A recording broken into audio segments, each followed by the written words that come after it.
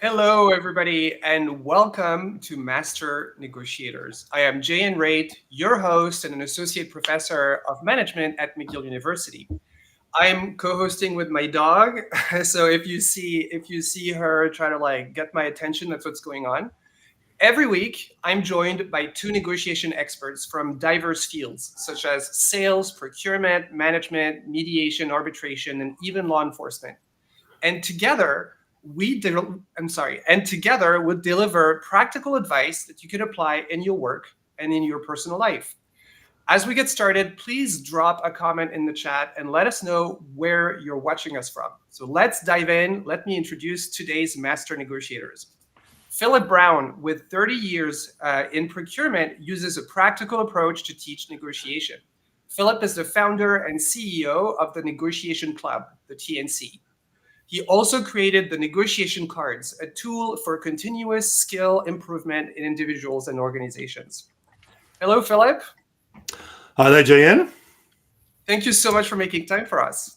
No, thank you for letting me on here. It's fantastic to be on here, and you've done a fantastic job of really spreading the message of negotiation skills. So I'm humbled to be here, mate. Seriously. So have you. What you're doing is amazing. Like every day I see what you post, I think it's absolutely amazing. So congratulations. We should do like a mutual fan club, where we just give compliments to one another. So my second master negotiator is Marc Saris. He is a negotiation consultant, and he's been a consultant for 6 years. He has influenced over $3.5 billion in deals across various industries, including retail, oil and gas, and pharma. He has trained over 1,200 people in negotiation and co-founded Impact Negotiation Group 2 years ago. Hello, Marc. Hi, Jen. How are you doing? Yeah, great. I think the title Master Negotiators, I'm still trying to live up to that title. Experience does count in the field, but slowly working my way up to that title.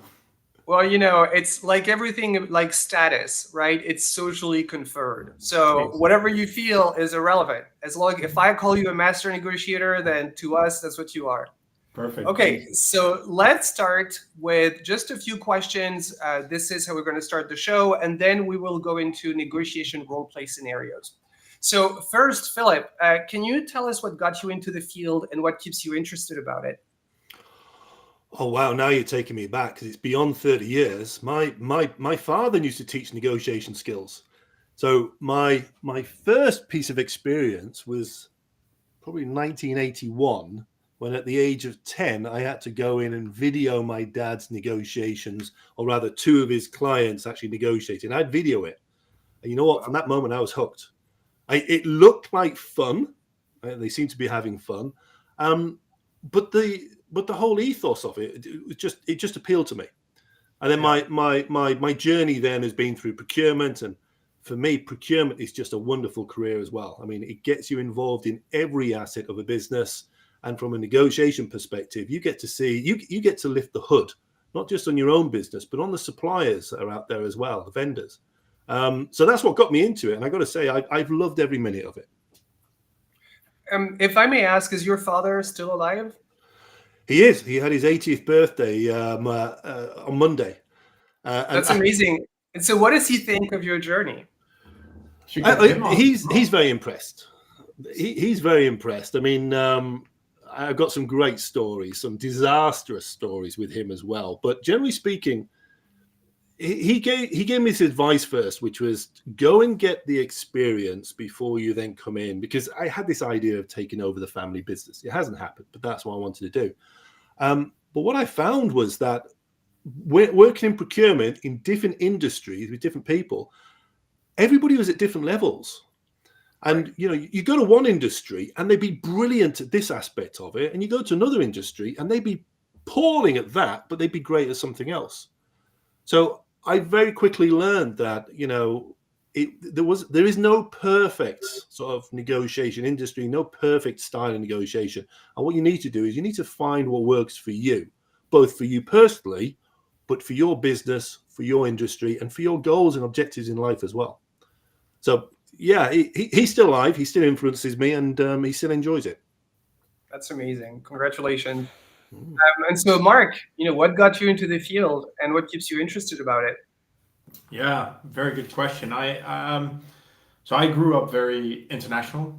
In my youth, I spent time living in Brazil, US, Taiwan, the Netherlands, and right from the start, you get to experience a lot of different cultures, get to see different elements. So I think my first interaction of really negotiating that I can remember was in the Taiwanese night markets. Kind of haggling over fake CDs and that type of stuff, fake clothes. That was just a brilliant experience. And my mom really was a tough negotiator. She would always take along her Taiwanese housemaid with her because they would always give the locals a better deal, and she always got very frustrated. So it was her aim in life to get the same deal as a local, and I got to witness all of that. So that was kind of when the spark first hit. Started off my career in procurement as well, and couldn't agree more with you, Philip, that I do feel that procurement is still underrated in a lot of industries and a lot of companies. But the experience you get there, the responsibility you get there is just amazing, the complexity. So my start was actually looking at large capital projects and working in Iraq, where culturally, emotionally, everything came by. Witnessed some things during negotiations that really got me hooked about the dynamics, the feelings, where I said, "Well, this is something that I want to explore further." And since then, I pursued a career in supporting negotiations and knowing more. So that's 8 years ago where that got triggered, and then I've just been full into the game. And so, where are you located now, Mark? So I'm actually based right outside of Rotterdam, and most of our business is focused around mainland Europe for now. So Germany, France, the Netherlands, Belgium are big markets because our partners also speak those languages. Okay, thank you so much. So I always like to ask, master negotiators, what is your number one negotiation tip? But specifically, today's episode is about negotiation for entrepreneurs. So people who are consultants, people who are starting a company, or who work freelance. What would be, Philip, your number one negotiation tip to somebody that you meet who's an entrepreneur, and what should they do? Well, you kind of know what I'm going to say here, because it's really where my forte is, and that is to have the opportunity to practice your negotiation skills. And right. there's nothing that can really underpin it. The problem, or rather the challenge with being an SME or an entrepreneur on your own, is you're on your own. So it's super difficult both to develop the skills yourself, because as an entrepreneur, you're not just doing the job you love, whatever that might be, whether it's plumbing or whatever, or catering or anything else. You've also got to do the sales. You've got to purchase. You've got to do the accounts. And you've got to negotiate. Right. And there isn't a great deal of time to develop those skills. So you need a format to be able to practice very, very quickly. And Mark, the whole idea of going to a market and just practicing or observing those skills, it's as simple as something as that. And when you practice, what it does is it builds up your confidence as well. It makes you comfortable. Because one of the challenges we have as small businesses, as entrepreneurs, is that we can often feel that we don't deserve something, or that, how can we get paid what we deserve or what we think we should get paid when there's other people out there? So, so there's some challenges there. So my advice to anybody is find somebody to practice with, whether it's friends or colleagues or even family as well, and just do a little bit of it. Okay. I run clubs. They have people from all across the world. Some of them who are business owners on their own right. They come along and they just get a little bit of support. They get to try things out. So for me, if you're a small business, in fact, if you're anybody, if you really want to improve your negotiation skills, then it's all about doing some practice, build your confidence, and then start to develop some more of the technical aspects of it. But get that comfortable element to it. Can you tell us about the Negotiation Club and how it helps people practice? Yeah, absolutely. Very, very briefly, it's based on the same concept as the likes of Toastmasters or public speaking clubs, where you literally turn up, you get told of a topic, you have a go, people watch, people give you feedback, and then you have another go later on. So the whole idea with the negotiation club is you can turn up, you can get straight into a negotiation, you can focus on one particular tactic or one particular skill, people observe, give you feedback, you watch others, and you come back again and you keep trying it. And it's that repetition, reflection, and feedback that will drive it.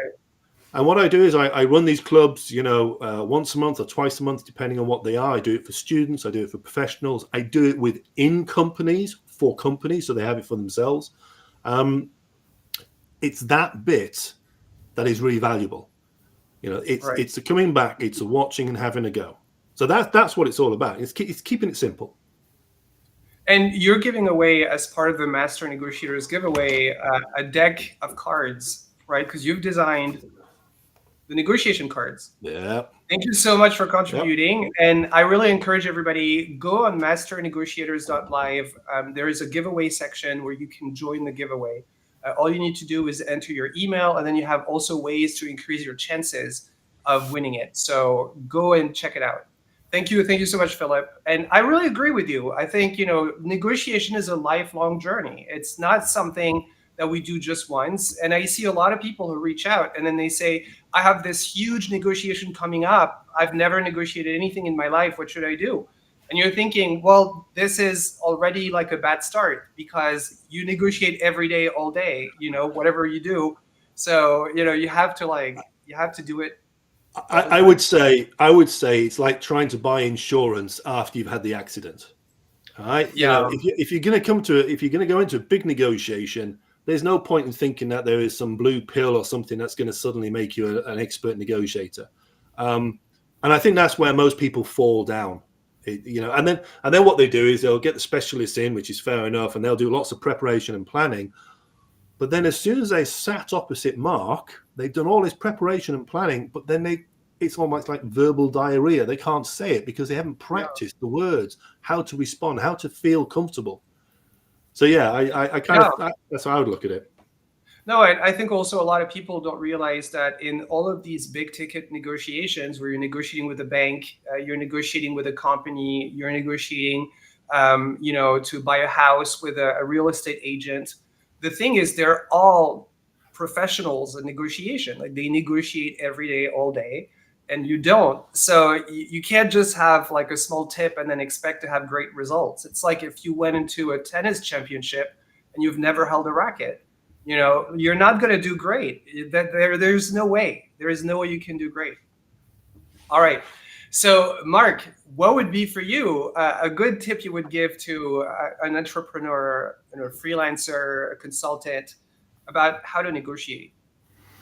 So, to me, and it's going to be kicking in some open doors, but my philosophy to negotiations, there are no born negotiators. There's people that excel through practice, who have gone better or who are in their personality a bit more assertive than others. But anyone can become a great negotiator, and fundamentally, I believe that starts with preparation. So my tip to any negotiators is learn preparation, methods of preparation. What should you focus on? A lot of people, what we coin, are reactive negotiators, which means that they'll have an idea what they want to achieve. They'll go in, make a proposal, and then wait for the reaction of the other party, and then plan based on that reaction. And before you know it, you're being steered, controlled, manipulated into an outcome that the other party has in mind and has completely prepared for. So that is one thing, that the strength comes from preparation, being a proactive negotiator, learning how and what to prepare. I see role playing and preparing the conversation as part of that preparation. What type of questions am I going to get? How am I going to respond to those questions? That's all part of preparation. Now, when we work with clients, what we often see is people just don't have a clue what to prepare. And they stop preparing after kind of the first idea of saying, okay, I'm going to make my opening proposal at this. And then that's it. Maybe they go on and also identify that what their worst acceptable is, but they don't plan in between. They don't plan their steps. They don't plan how they're verbally going to communicate their proposal, which then makes it come across weak. oh, I was thinking about a price of around 100 euros. Maybe could you maybe do that? 100 euro. It's like, hold on. No, you're not No. thinking about it. The price is 100 euros. And then let's keep your mouth shut. And that comes through preparation as well. Now, my biggest tip is learn how to prepare. That's a really, really good tip. Do you have any like recommendations on books maybe or ways to prepare? Is it something you teach to people? We definitely teach it to people. We're actually writing a book right now, which is specifically focuses on this subject. We write a lot of blog articles on our website that discusses the topic predominantly around preparation. What do we prepare? What are watch outs? The bigger your challenge as well is the more preparation you need to do. So if you're looking at big deals, you need to do this whole front bit, which is preconditioning the other party. And I think we're going to get into some of the role plays as well, which in order to bring them to the maximum success, you actually need to start way in advance because you want to already proactively be influencing the other party. So when I describe negotiation or when I talk about negotiation, a lot of people's first reaction is this thing that we're doing at the table across from one another.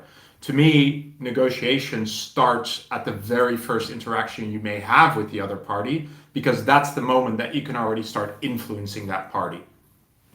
You know, it's really interesting you're saying that, because I'm actually exactly in that situation right now for one of the arenas in my life, which is this building where I'm the president of the co-owner association. And it turns out that, you know, we've had like different issues related to the roof. And so now we're going to have probably to replace the roof. And I was talking to kind of like a guy who has a lot of votes. And he was telling me like, oh, we just need to do a meeting and then we'll tell everybody these are the proposals and we need to do that. And I was telling him like, no, they're just going to vote against it. Like, you can't just do that. Like we need to take it step by step and we need to mentally prepare them, you know, to know that we're having issues, and then we'll have like an annual, you know, thing and we'll schedule a change. But you can't just tell people, like I was telling him, like, I know this is what you want, but this is not what they want. Like, I know them. So we need to, like, first of all, get our allies, you know, all in check. You know, we need to tell them about this project and all that stuff. But I really agree with you. You can't just show up and then say, that's what I want, give it to me. Like you have to get them into the stage where they want to do that. But that's a big mistake people make a lot, which is they assume that they just think about what they want, you know, and they don't think about what the other party wants. But it's a dance, right? Well, and that's where, when you're thinking about the negotiation as being the moment where people are starting to make proposals to one another, then you're not grasping the concept of negotiation very well, because it's much, much more than that. And if that's the moment that you're going to put up your harness and get ready into your negotiation mindset, you might have already lost the deal months ago when you were yapping away and giving too much information away without really understanding what you're actually giving away in terms of information, which hence is potentially giving away power. On the other side of that, they may have also been communicating things to you which could have created information that you could have used to your benefit, which you should have incorporated into your planning and preparation. Right. So that's why we say it's for instance, when you have reoccurring deals or renegotiations, the moment the deal is signed, you should be on the watch out for your next negotiation, and you should be preparing for that as well. And I think entrepreneurs in general they feel time squeezed because they're holding a lot of different balls up in the air, and they predominantly wing their negotiations in the sense that I've done this 100 times before. I'm just going to go in. I know what I'm going to say, and I'm just going to wing it. I'll wing it. Yeah. Always works great, right? Yeah, hey, I always say everyone can negotiate, and they can. Everybody can get to a deal, but there's a huge difference between who can maximize a deal and who can just get average returns. Because anyone can, when there is a ZOPA, when there is for the people not knowing, if there's a zone of possible agreement, anyone can land a deal. But the question is, are you landing it at your worst acceptable or their worst acceptable? How much of the surplus are you getting, you know, out of that deal? I agree with you. And I think one of the biggest difficulties that people have with negotiation is although we all negotiate many, many times in our lives, we never get feedback. Like we never know how well we've done. We never know what the other party was willing to concede, because they're not going to tell us. Like, they don't want us to feel like getting any buyer's remorse. So they're not going to tell us that we're willing to go lower. And this is why I really, really like negotiation training, because it lifts that veil that obscures kind of like the feedback, and people can actually learn.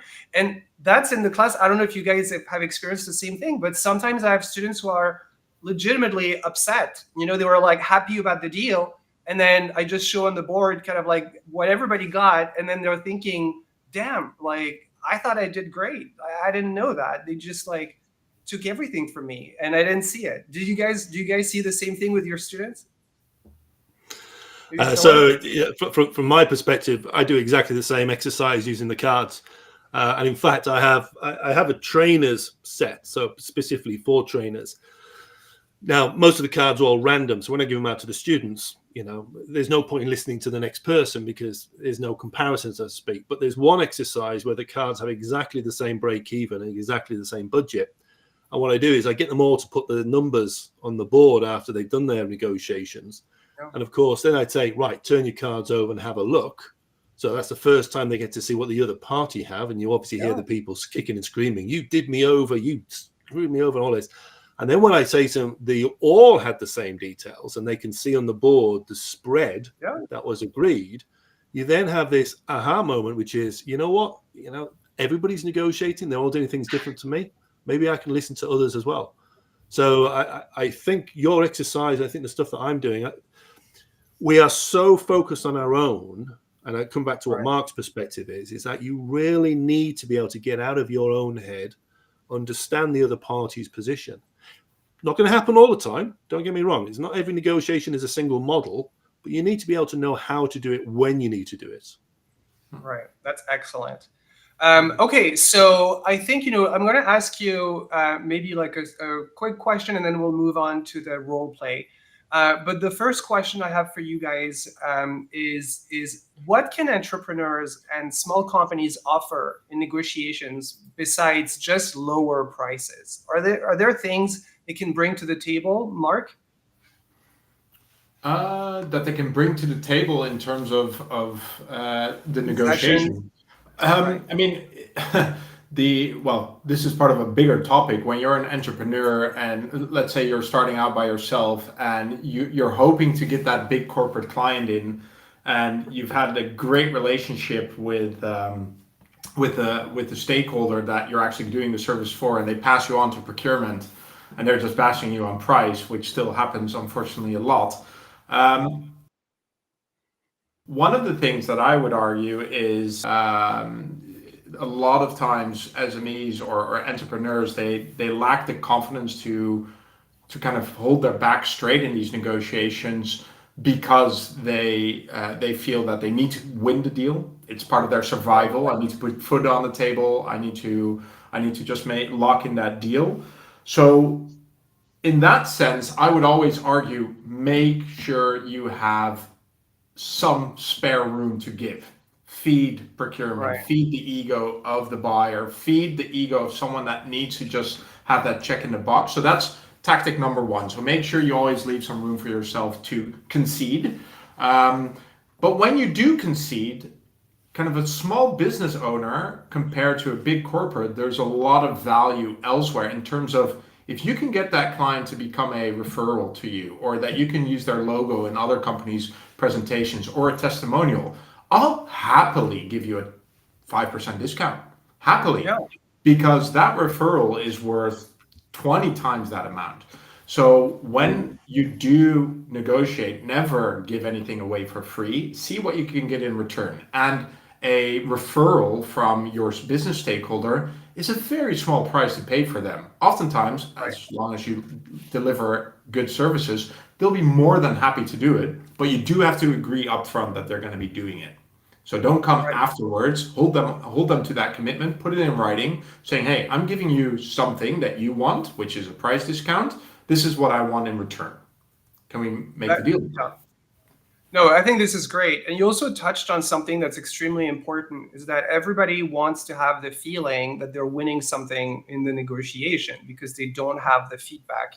And so it's something, how if you're in the attendance, you know the feeling where you're making a first offer and they say, yes, let's sign, right? Like that. And then you're feeling, oh, maybe I should have negotiated more. Like it's called the winner's curse. But people always focus on themselves for the winner's curse, but be careful not to give it to somebody else. Like, if they're making you an offer that is very lucrative for you and it's maybe even higher than you thought you would get, don't be too excited about it. Don't be too like enthusiastic and say yes right away, because then, they're going to leave with like a bitter taste in their mouth. So you don't want to give them the winner's curse. We have a question in the chat that I think is great. It's from Angel, and he says, "Is there any negotiation advantage to being a startup, a small business, instead of being a big corp?" And so, Philip, I was wondering, do you have an answer for that? Yeah, absolutely. Flexibility. Okay, one of the things about being a small business, whether it's a single person or a small team or a group, is you tend to have more flexibility in what you can offer, when you can offer it, and how you can offer it. Big corporations tend to be stuck in their own silos. The bigger they are, the harder it is to actually shift their direction. So as an SME, use that, but you could be far more flexible in changing an offering or changing your delivery or whatever it needs to be. So certainly from that perspective. However, on the flip side, as a large corporation, you also have advantages. Okay, so you have good cash flow. You don't have to worry too much about the finances side of it. You also potentially have what could be perceived as a fantastic brand that other companies would like to be able to tell others they're having deals with. Yeah. So there's that aspect of it as well. Now, going back to the SME, you also have potentially the advantage that a lot of large corporations will advertise the fact that they are there to support their SMEs, the small businesses, corporate social responsibility and everything else. So, tie in part of your negotiation with hitting some of their results for themselves. If you're a minority business, for example, use that. That business might actually want to put that on the old tick sheet. Yeah, we've got some more people here. So do your investigations. What's important to the big corporations? Not just the individual, but to the corporations. But if you are negotiating, try and make sure you're matching it up. There's no point in talking about corporate social responsibility if you're necessarily talking to a different function that has nothing to do with it. So try and find out what is important to them and use that. Okay, so that's how I would probably say, to Angel, how to deal with that. Oh, that's excellent. Thank you. Thank you so much. And so I suggest we move on to the role play section.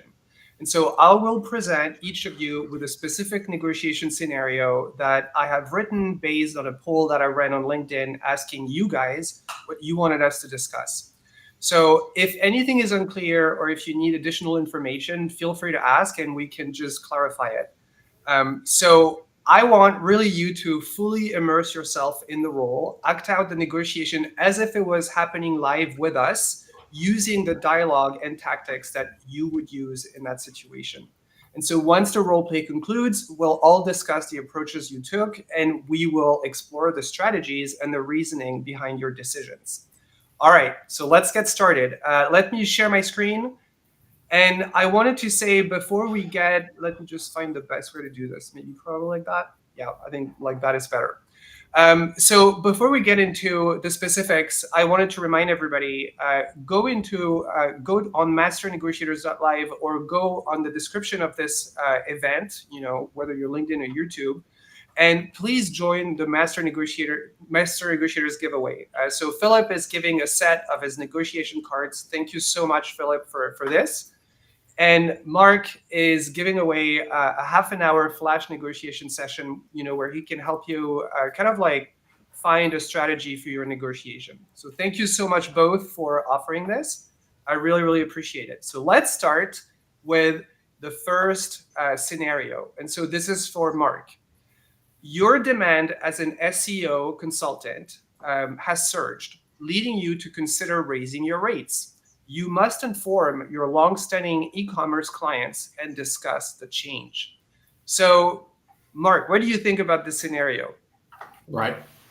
What I think about it. So I'm gonna just role play my Role first play it. conversation that I will have on this topic. So I would say, Jan, great to hear from you again. Great to see that business is booming. Want to give you a heads up that our agreement is ending in around 6 months' time. We have had a fantastic collaboration together, and I'm by all means keen to extend that collaboration. Just want to give a heads up that our rates will be increasing. Not sure yet exactly by how much, but they will be increasing. I will come back in the air with you in a couple of months to clearly define what that will be. We're still working on that pricing, but we're taking into account kind of the supply and demand side of things. Our popularity has risen, and that means that we are having to relook at our pricing. And I just wanted to give you a heads up way in advance because I trust you as a customer. So more on that Right. subject later. Do you have any questions for me now? Yeah, I mean, we've been with you for so long. Like, can we stick to the previous price? Like, we've helped you reach that stage. Yeah, and I couldn't have valued that trust anymore. You've got to realize that when we started out, I was trying to make this work as well. So in that sense, you got significant value, and that's great. We helped each other at that stage. But there does come a time, and that time has come that we are now professionalizing our business. Our demand is way higher than what we can supply. So we are now being much more selective. And that means that we're also increasing our rates to represent the value of the service that we offer. Right. Okay, I mean, that sounds reasonable. What do you think, Philip, of that strategy? Yeah, at the end of the day, I think there's some conditioning aspects that go on at the beginning there, which is I'm not going to tell you exactly what it is, but I'm going to let you know it's going to happen. And what Figure that that kind one of out. Good. yeah, that's it. It's what they could also refer to as kind of an emotional anchor. I mean, the only thing that perhaps you could also do is just throw in some super high numbers. I mean, Robert Cialdini talks about it in his book. Listen, It's not going to be like 40 or 50%. I can promise you that, but we don't know exactly what it will be. But as soon as we find out what can work for both of us, then I'll be in touch with you. So there's a few other things you can do. Obviously, everybody has a different approach. So yeah, that's the kind of thing. There are many ways. So There are the many one ways thing to that bring that information. Yeah, sorry, go for it, Mark. Yeah, so the one thing that I do see way too often is that people are afraid of this conversation and they wait until the moment that either the client has raised the subject of extension or that you no longer can permit to extend the conversation at all. So what happens then is that you're confronting them in a very short time frame with your demand. They haven't mentally prepared for it themselves and it comes out of the blue. And when people are cornered, their main reaction tend to be no, rejection. Right. Because they feel cornered. And the worst thing is they may have already set steps in motion, for instance, their internal budgeting, where they've allocated a budget for your services, and now and they might have already done that 3 months ago, and now you're confronting them with that their budgeting exercise was wrong. So now you're creating not only one problem for them, you're creating multiple problems for them. So whenever you are doing kind of any type of price rates increases, make sure you go through the motion of taking your existing client base through the fact way in advance that that is going to happen. Really like the anchor. I would say that some of the anchors that we've used is right. It's looking towards kind of the double digit figures if you're doing a significant increase. You could also position to the fact that you have an increase for X amount of years, saying, hey, we've had this collaboration for the past 5 years. Rates that we've held up till now were defined 5 years ago. It really isn't sustainable anymore. But the question is, you do not want to have a conversation right from the start about the exact value, because that risks you being roped into the negotiation immediately, and then the walls go up. What you want is them to engage in the conversation of, okay, what are your interests? So you've highlighted it, and maybe they can start sharing where their head's at, so you can use that opportunity to get more information. No, that's really, really interesting. Why do you think people have such a hard time having that conversation? I think it goes back to Philip's point. They're not comfortable with it. They're not experienced with it. They actually don't want it because a lot of negotiators see negotiations as conflict. And why would you proactively want to get into a conflict? It's not nice unless you have practiced and you've gotten more confident through practice that a negotiation is nothing unusual and that you can get comfortable with that feeling of being uncomfortable. You know, it's interesting you're saying that because I have one of the providers that works for me that I purchase things from like every month has been telling me a couple of months ago, oh, by the way, I just wanted to let you know we're going to increase our prices by this amount. And so I said, it's fine. Like, you know, I understand that, you know, there's been a lot of inflation everywhere and your costs have gone up. And so I was fine with it. But they haven't done the increase yet. And so I was like talking to them, like, you said you would increase the prices. Like, I'm just worried because you keep sending me invoices with the old price. And I'm always being very careful because I don't want to like pay you under what you're saying. And they were like basically telling me that they were scared of like just doing it. They were just very worried about doing it and getting a lot of backlash and losing customers and all that stuff. And I actually, my physiotherapist had this exact feeling, and he came to me and he says, while he was fixing my bad back, he was like, yeah, so yeah, the insurance are not compensating as much, and yeah, I need to do something about this pricing.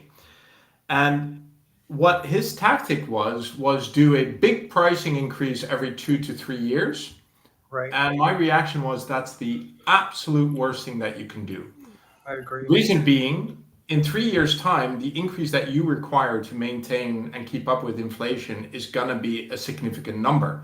You'd rather break that down into small numbers that the other party is willing to accept. So increase your rates every single year, make people get used to the fact that they're going to have to do that, and it will make that barrier much less. And if you're kind of holding up your negotiations and just waiting until you have to, because otherwise you're going to start operating at a loss, then you're going to be up against such a huge obstacle that it will become a huge conflict because nobody's willing to accept double digits, for instance. It just looks strange. So break it down wherever you can.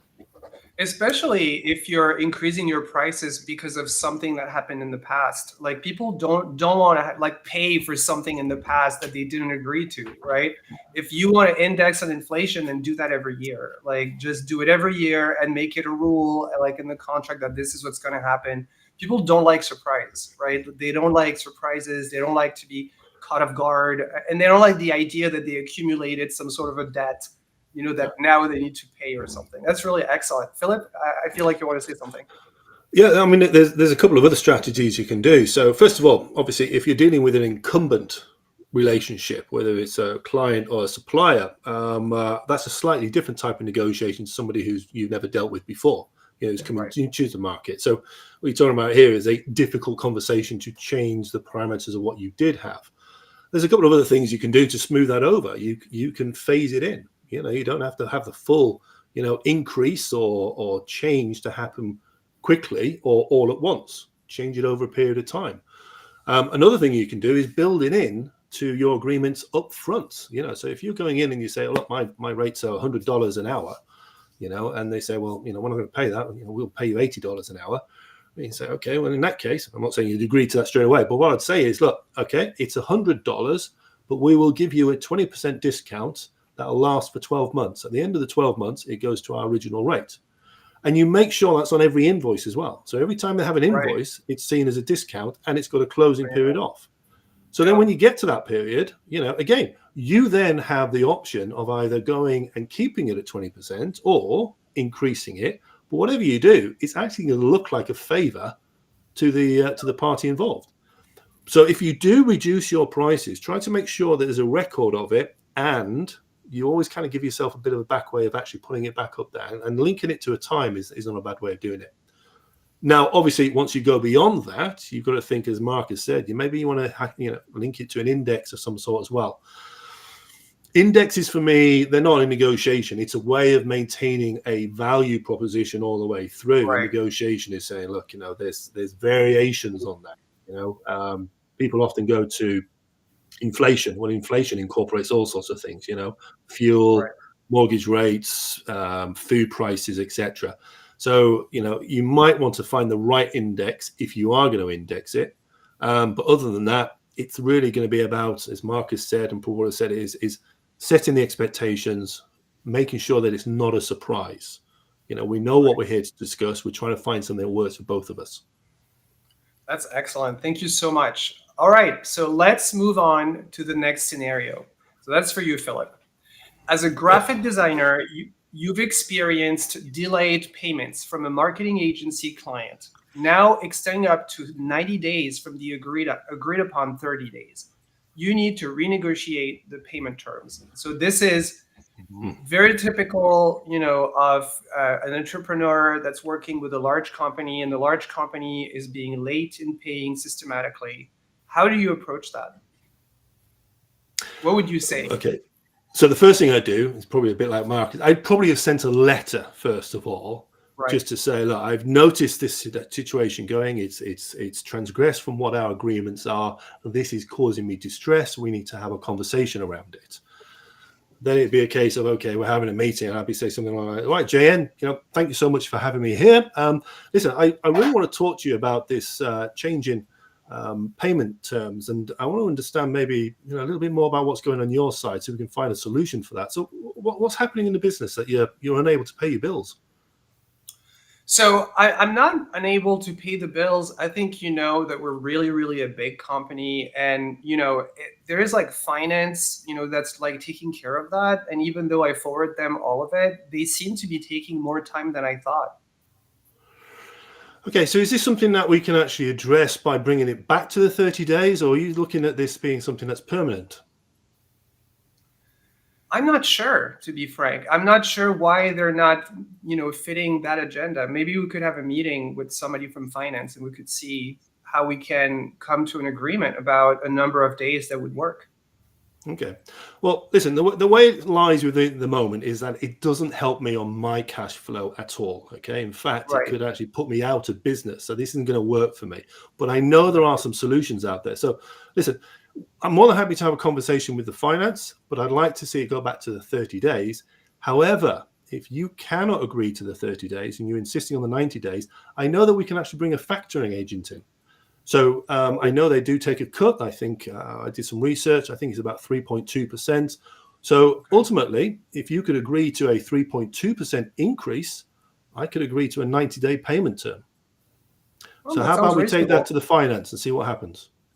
Yeah, that sounds great. I like it, Philip. I think it sounds really reasonable. It sounds like a really reasonable way that would solve your problem, and then would make me interested in solving it too, because I wouldn't want to pay 3%, in addition to what I'm already paying.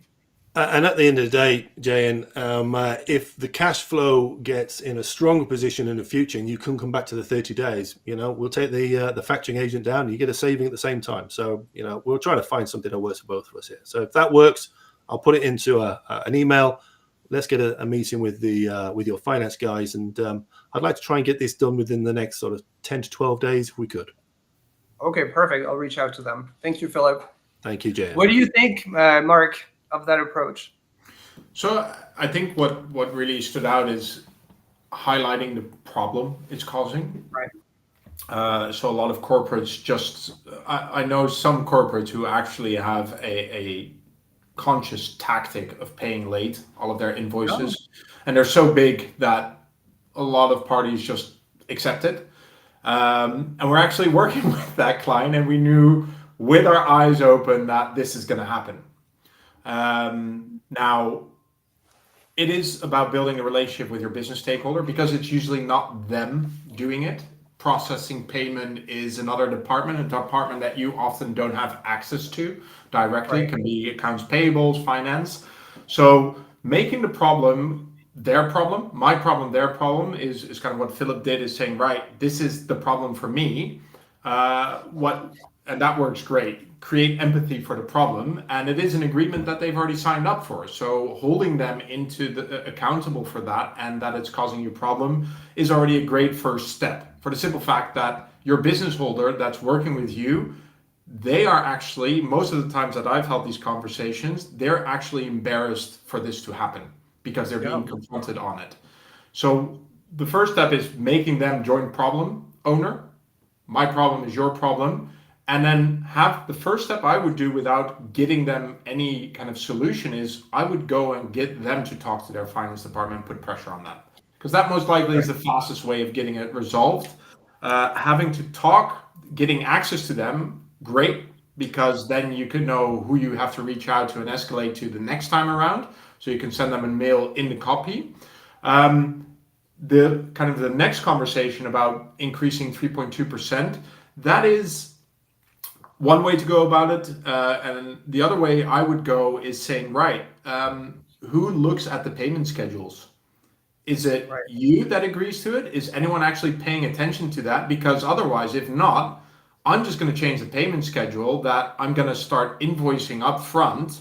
And then it's fine if it's paid 90 days instead of halfway, because procurement has KPIs on the payment days, but rarely do they go into detail about payment schedules if they haven't been involved from the very start and if it's kind of under the threshold type of spend. So that's a great way of just kind of saying, right, I want my milestone payments to be moved upwards to help you with that. Right. Can I just add to that as well? When you're dealing with big corporations, there's lots of little subtle things that go in the background as well. So, for example, many corporations, they need to publish, statistics, finances. It's often, Q1, Q2, Q4. And I've seen a lot of big companies want to massage the books, particularly, 6 months into the financial year and towards the end.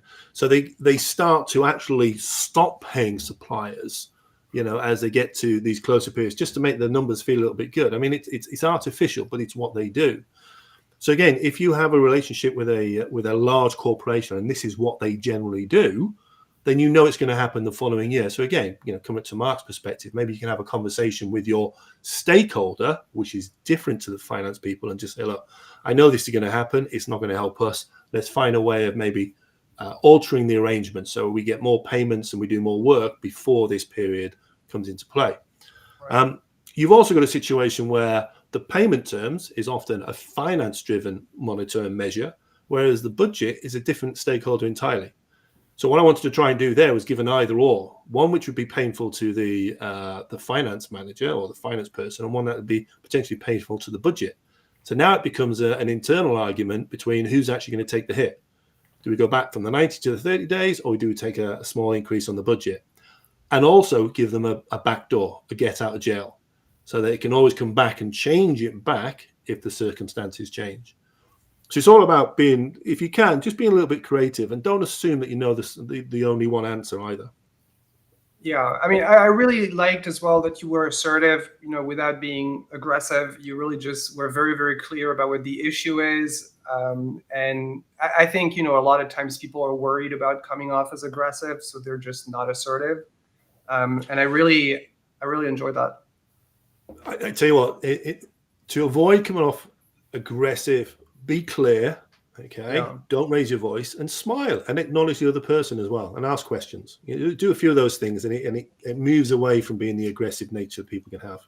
Right, and don't assume why they're doing it, right? Because that's always one, right? Oh, they're doing it because they don't respect me, or like all that kind of emotional stuff. Did you see how defensive you got when I said it looks like you can't, you haven't got a cash? Yeah, of course. Yeah. I mean, you just went straight in. Oh, no. Okay, so I can pay.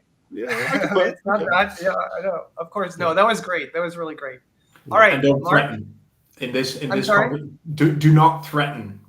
No, of course, because you want to protect the relationship. Just take the time. Yeah. All right. So third scenario. This one is for Marc. You delivered a marketing campaign for a retail client that met all agreed specifications, but the client feels that it lacks creativity. You need to discuss a way to address their concerns. And so we talked a little bit about this scenario prior to joining the show, and I think it happens in big companies where there is like somebody who's giving you a brief, you deliver, they're okay with it, but then they go back to other people, and other people don't agree that it's as creative as they expected, and it kind of like changes their mind, right? So how would you deal with that, Mark? Yeah. So first of all, Jan, could you be a bit more clear about where this feeling is coming from, but also from who it's coming from? Right. So we actually had a board meeting with all the executives, and I showed them, all the materials we produced for us. And I was expecting them to be really excited about it, but they were a little bit disappointed, and they're a little bit surprised. And so this is why there's been kind of like a shift in how we feel about what you delivered. Okay. So they were not kept in the loop throughout the entire process that we went through together. Right. Right. So unfortunately, that does happen more often, and it's something that we try to prevent as well. Are they any more kind of? Can you be a bit more specific about where their wishes are and what their concerns specifically are with regards to the work that we've delivered? So I think it just is like for them a strange representation of our brand. I think I was thinking it was good, but some people on the board were just disagreeing with the approach that ended up being taken. So is everything not according to satisfaction, or are there specific elements? The reason I'm asking is because this is going to require kind of a rework, a scope Right. change. I will need to assess how much work is going to be involved for us to redo some of the elements. And instead of starting from scratch, I would really like to gauge what the issues are, so I can make you a concrete kind of proposal on how to move forward with this. I think the main issue that people had was about the color palette. I Okay. think they thought didn't represent the brand well enough. It was kind of like a departure from our core identity. And so I feel like this is what the main issue is with people on the Okay. board. So in that sense, I mean, color palettes, I completely see that. Part of the scoping was creating the design and the logo. Is it something of interest for you to kind of have the design that we have now in multiple color iterations with a color palette kind of coding tied to it that represent the logo? Is that something that would be of interest to you? I think the board would appreciate that. If I could come back to them, next meeting is in 2 weeks. If I could come back to them with a few iterations and then they could pick, I think that would be a good way to solve this. Great. So what I'll do is I'll have a look and I will get you a proposal across to address that right away. Okay. And I can act very quickly on it. I have the time, but you'll hear from me within a couple of hours. I need to just check this with my team and then get back to you on what this will entail. All right.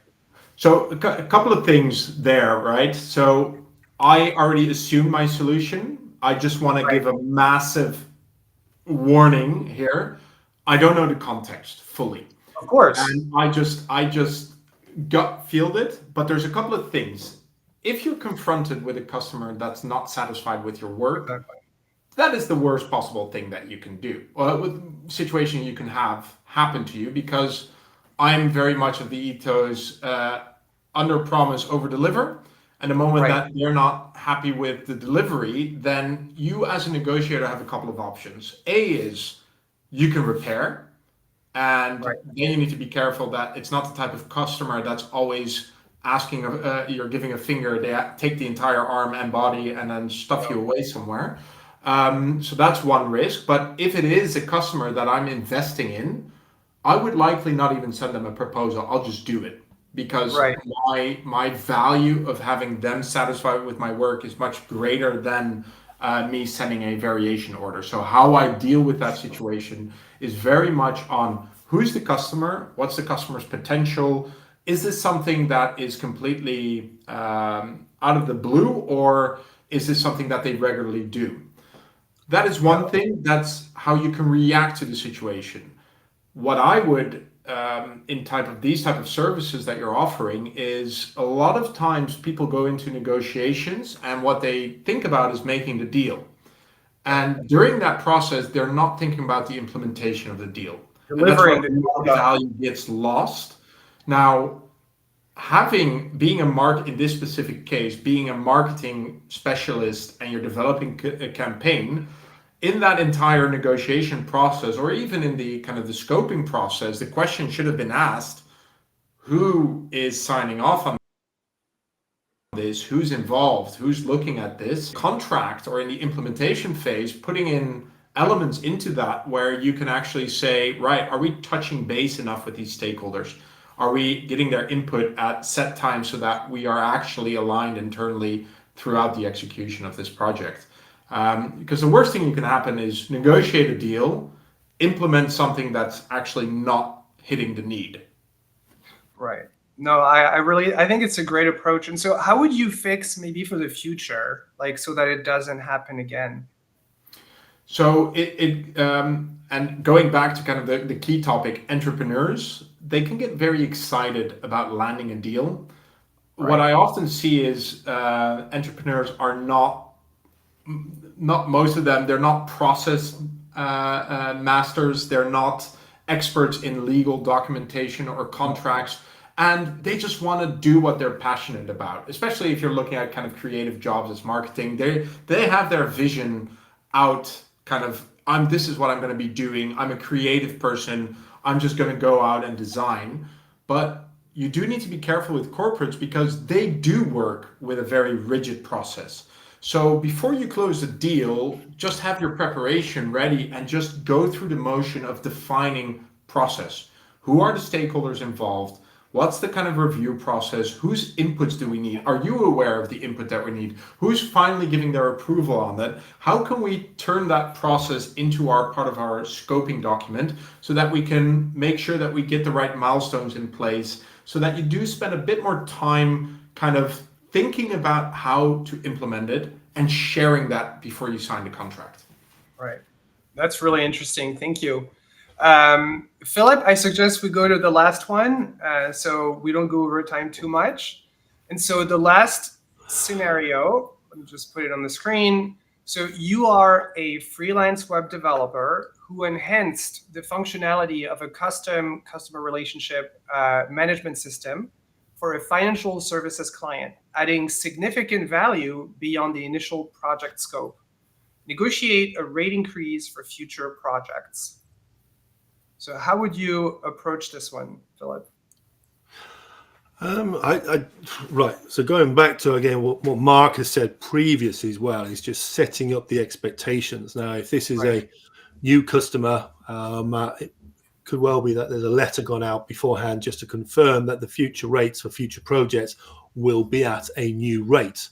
So as part of the negotiation, I would probably have had a letter go out, something on that nature. Potentially you might get called in to have a conversation with that. I'd probably say that's probably where we're at. So, it'd be a case of, good afternoon, JN. It's great to see you again. Seems like the CRM system is doing fantastically well at the moment, which is obviously a great acknowledgement to the work that we've managed to put into it as well. We are looking, obviously, for the future to look at any future projects as well. So there might be some additional pieces of work that you want in the future. But it's obviously, we've got 24-25 rates kicking in the 1st of June. And so, that's where we're at the moment. I just want to make sure that, we're first there on the door when you're interested. Right. And so what would happen? I'm not sure I'm following. I mean, we're very happy with what you've done, for our CRM. Yeah, so obviously the CRM system itself runs on a subscription-based model, which you're paying whatever. Right. But obviously there are projects when you require us, or you might require some updates or some new pieces of functionality, so to speak. So we obviously make our proposals based on project plan, hours, etc. that goes into it. But the 24-25 rates, they'll kick in the 1st of January. Right. Now, of course, we're not looking at 40-50% increases. That's not how we work. Right. And I've already made it aware to you that we cover inflation, and our rates will only be going up by 4.6%. So that seems like a more than reasonable position for us. And yeah, we're looking forward to more work with you. Sure, perfect. I mean, I'll go talk to my manager and I'll come back to you. Perfect. Yeah. Thank you very much. Okay, that's really good. So, Philip, do you want to tell us what your approach was and what your strategy was? Yeah, I'm just making on the floor here because I'm just looking at this. I think the early bit is to set the expectations beforehand. There was a couple of things that I tried to put into there, which is ad-libbing it, which is talking about, again, what I said before, set an emotional anchor, which is very high, but then giving something which is more reasonable, using an odd number, 4.6% instead of 5 or 10 or 25%. Right.